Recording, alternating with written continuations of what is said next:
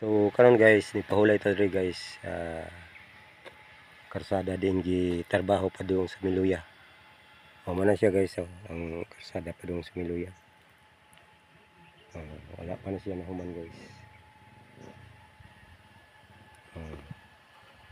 Nakanipod pa doon sa Kabunbon. Wala pa sige pagtrabaho. Na siya guys.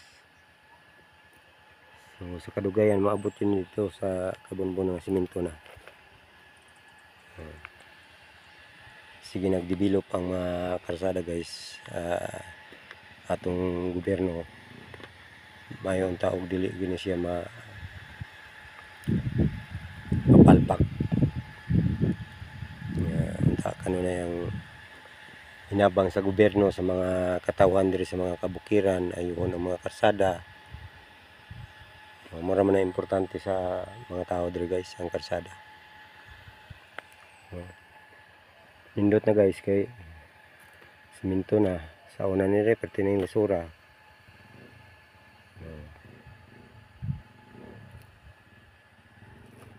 Bukid yun siya guys. So,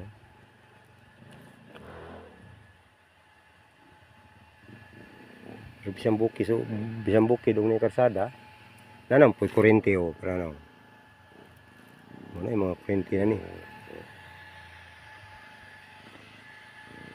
kulang lang karsada. Yung mga nag-uma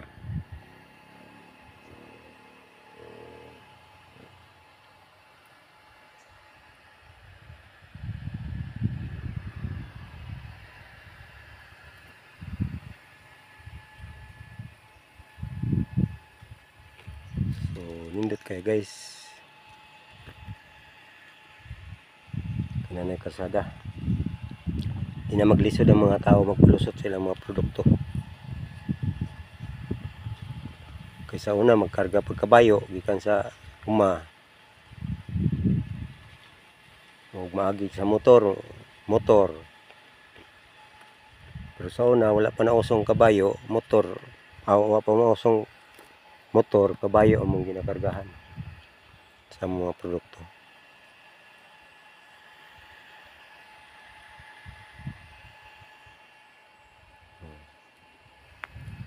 Karon guys mo pauli na pugpo padulong sa amoa sa Kabunbon.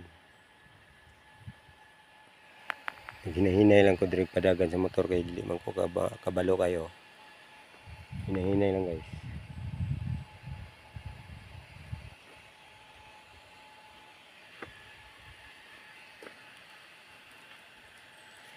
So kan lang siguro guys. Salamat. Bye bye. Love you.